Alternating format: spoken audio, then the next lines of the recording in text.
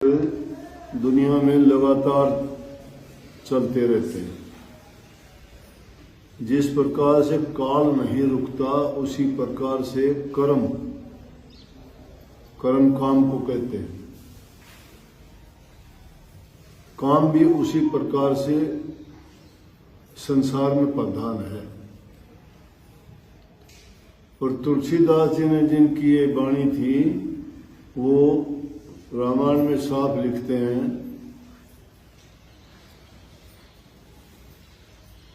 कि कर्म प्रधान विश्व रचि राख्या, जिन जैसा किया तैसा फल चाख्या। कहते हैं कि कर्म जैसा कोई भी जीव करता है, इंसान नहीं। इंसान को तो इसलिए कह दिया कि ये बात इंसानों से की जा सकती है। इंसान की भाषा इंसान ही समझता है। पशु पक्षी और जीव जंतुओं को तो मजबूर करके कुछ सिखाया जा सकता है, लेकिन उनमें समझ नहीं है। थोड़ा बहुत कहने से वो सीख जाते करते हैं।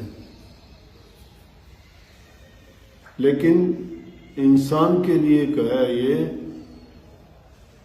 कि इस संसार में कर्म की प्रधानता है। जो जैसा कर्म करेगा वैसा ही फल उसको भोगना पड़ता है। अब कर्म एक प्रकार के नहीं है। जबान से भी कर्म करते हो, शरीर से भी करते हो और मन से भी करते हो।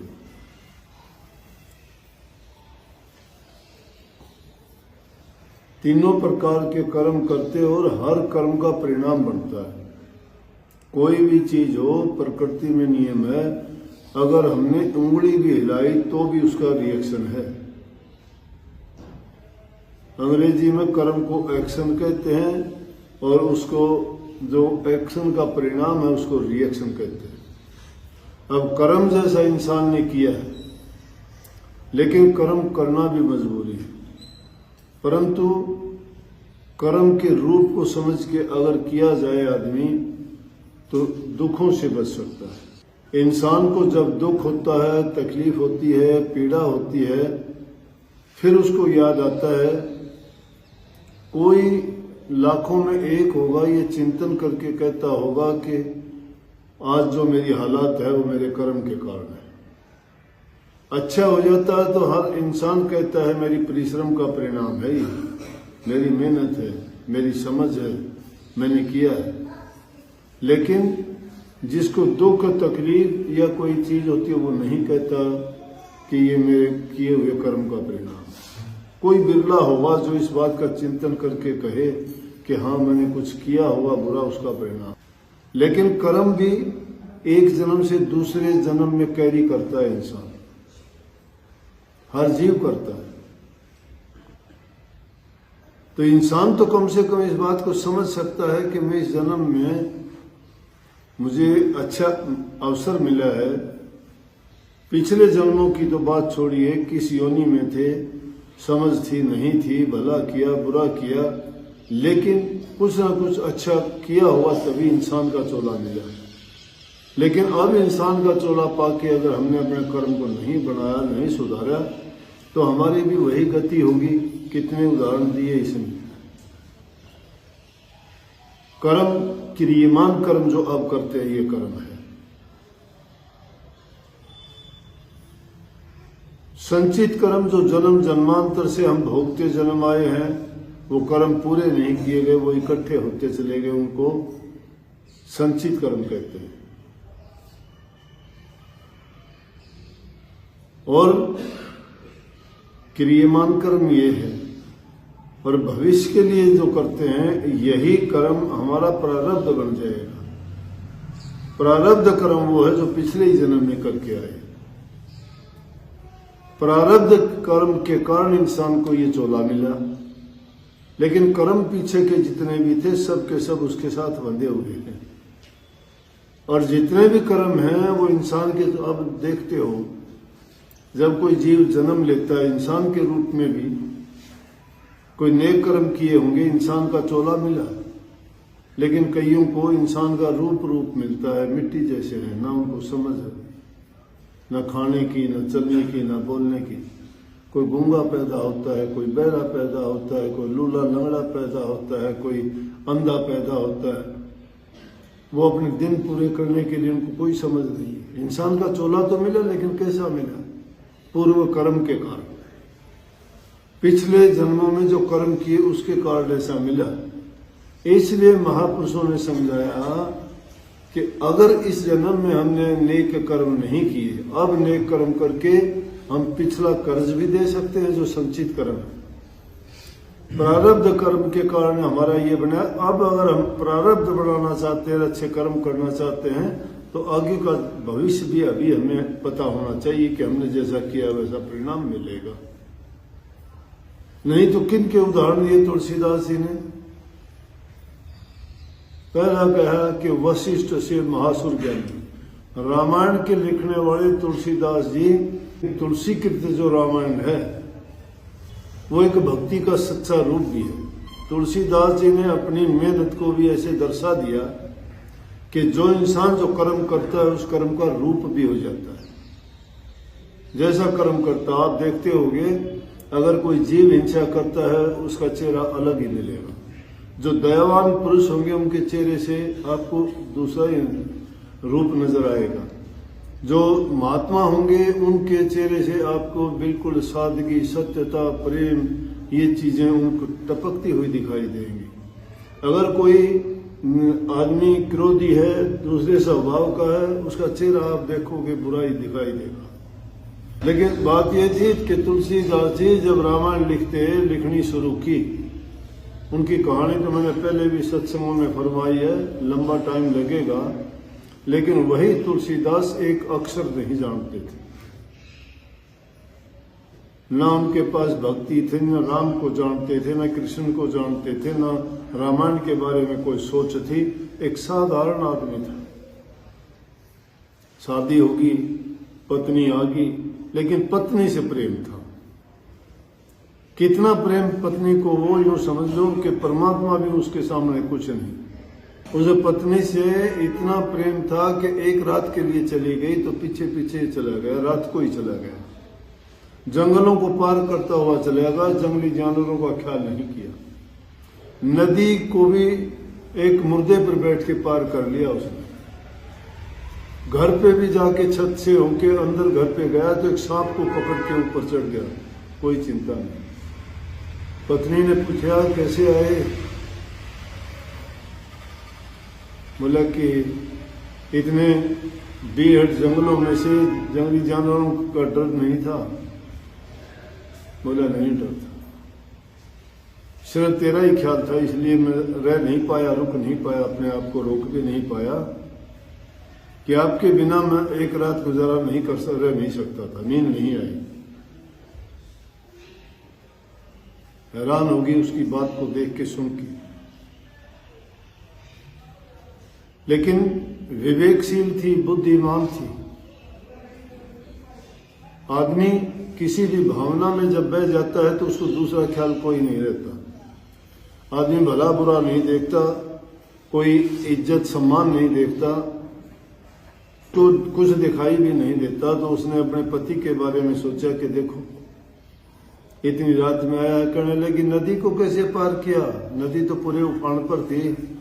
बोला एक लकड़ मिल गया, उस पर बैठ के आया। बोला लकड़ कहां से आ गया इतने तेज भाव में? और छत पे कैसे चढ़ गया? बोला कि रस्सा था एक, वो लटक रहा था। जाके देखा रस्से की जगह सरप था। नदी पे जाके देखा तो मुर्दा था किनारे पे। बोला जंगली जानवरों से डरा नहीं, मुर्दे पे बैठ के तूने नदी को पार कर लिया, सरप को पकड़ के ऊपर चढ़ गया। कौन चीज प्रधान थी आपके दिल में? प्यार। उस प्यार ने आपको इतना अंधा बना दिया कि कोई डर नहीं, कोई भय नहीं, कोई चिंता नहीं, कोई बात नहीं, सिर्फ पत्नी अच्छी लगी। और एक ही बात ने तुलसीदास जी का जीवन बदल दिया। और वहां उनकी पत्नी ना होके उनके लिए गुरु बन गई। उसकी गुरु कौन होता है?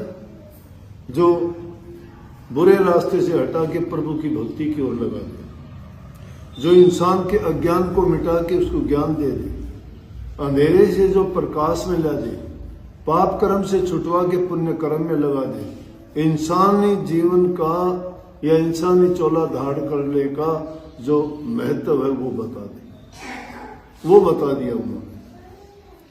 और बताया कहने लगी कि जितनी नीत हराम में उतनी हर में हो, चाला जा बैकुंठ ने तेरा पल्ला न पकड़े कोई। कि जितनी नीत हराम में है ना तेरी, तो एक पत्नी के लिए, एक औरत के लिए, एक काम के वशीभूत होके इतना अंधा, इतना बेवकूफ, इतना पागल हो गया कि तेरे से एक रात रुका नहीं गया। अगर तू प्रभु से इतनी प्रेम करता तो तेरा पार उतारा हो जाता। वहीं से चल दिया। एक ही वचन ने, एक ही बात ने उसके जीवन को बदल दिया। आप रोजाना सत्संग सुनते हो, कई कई साल बीत गए आपके, परिवर्तन नहीं आया, आदतें नहीं छूटी, तेरा मेरी नहीं छूटी, रास्ता नहीं बदला आपने। जिस मंजिल के लिए चले थे उस मंजिल की ओर चल नहीं पाए। मंजिल क्या थी आपकी? प्रभु भक्ति करने की। फंस गए किन बातों में? दूसरे लोगों की बुराइयां करने में। अरे एक आदमी अपनी मंजिल की तरफ जाता है, उसको पता है रास्ता ये जाएगा, अगर उसको गुजरते गुजरते किसी चौक चौराहे से गुजरना पड़े और उसको पता है एक रास्ता इधर जा रहा है, एक उधर जा रहा है, एक उधर जा रहा है, तेरा रास्ता तो सीधा है, तो उसका ये मतलब थोड़ा है कि वो दूसरे रास्तों को गाली देनी शुरू कर दे। उसको अपने रास्ते पे चलना चाहिए। जो अपने रास्ते पे चलता है उसको पता है तेरी मंजिल इस रास्ते पे चल के आएगी। उन रास्तों को कोसना, उनको बुरा भला कहना या उनकी ओर देखना या अपनी दृष्टि में ये दोष देना, उसको क्या मिलेगा? क्या मिलेगा? कुछ नहीं। इंसान में कमी है, अच्छों को नहीं देखता, अच्छों को देखता है तो ईर्ष्या करता है, बुराइयों को देखता है। लेकिन तुलसीदास जी ने आव देखा ना ताव देखा और वहीं से अपनी पत्नी को अलविदा कह के आ गया। 12 वर्ष तक गया नहीं, प्रकांड पंडित बन गया। पढ़ाई की, पढ़ाई करके अपने मन को एकाग्र किया और उन्होंने भक्ति करके श्री राम की और रामायण लिखी। और कहते हैं जब रामायण लिखते थे तो जो भी प्रकरण उनके सामने वो लिखने बैठते थे तो रामचंद्र जी, लक्ष्मण जी, माता सीता, हनुमान जी, जिसका भी प्रकरण, भरत जी, कैकेयी, माता कौशल्या, जो भी उन्होंने लिखा वो उनकी आंखों के सामने नजारा होता था। वो देखते थे, लिखते थे ऐसे, क्योंकि एकाग्रता तो पहले से ही थी, लेकिन उसको उन्होंने डाइवर्ट कर दिया, उसी चीज को भक्ति में लगा दिया। और उसी भक्त, तुम जिसकी भक्ति करते हो, जिसको याद करते हो, तुम्हारे पास होता है, तुम्हारे मन में, तुम्हारे ख्याल में, तुम्हारे विचार में, तुम्हारे सोच में, तुम्हारे जीवन में।